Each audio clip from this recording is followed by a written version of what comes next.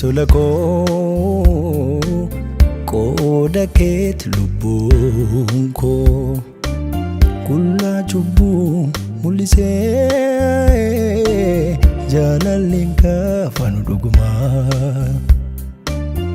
hiree dhugaan anaphisee beenyaan obsaa kanumaa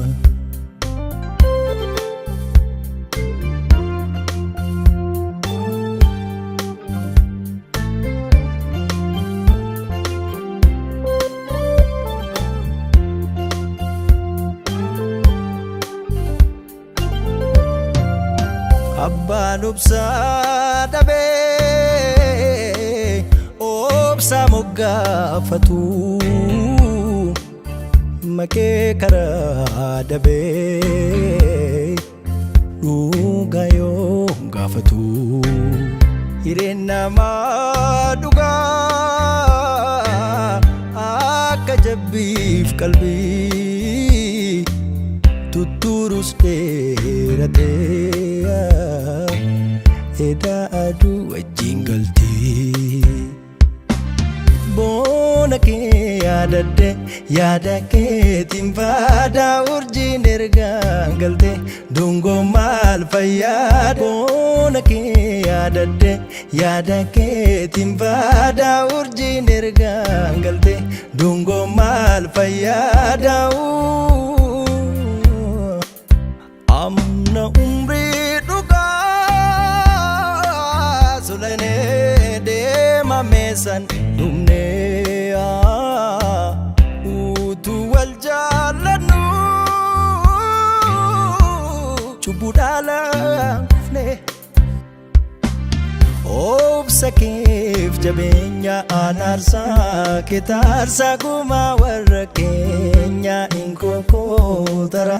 obsa keef jabeenya anaarsaa ketaarsaa gumaa warra keenya inkokootara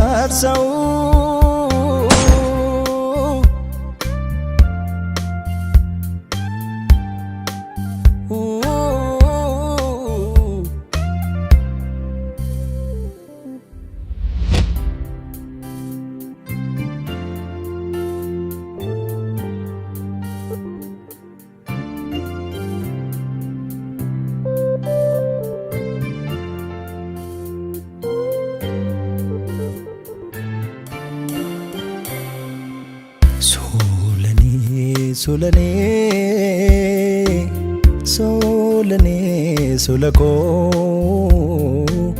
qoda keet lubbuun koo kullaa cubbuu mul'isee jaalalleen kaafanu dhugumaa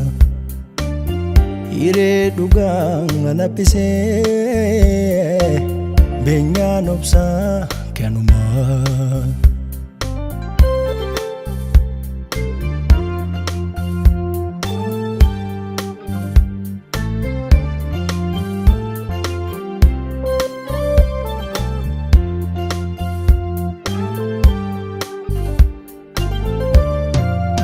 Abbaan obsaa dhabee obsaa moggaafatu makee karaa dabee dhugaa yoo gaafatu hireen namaa dhugaa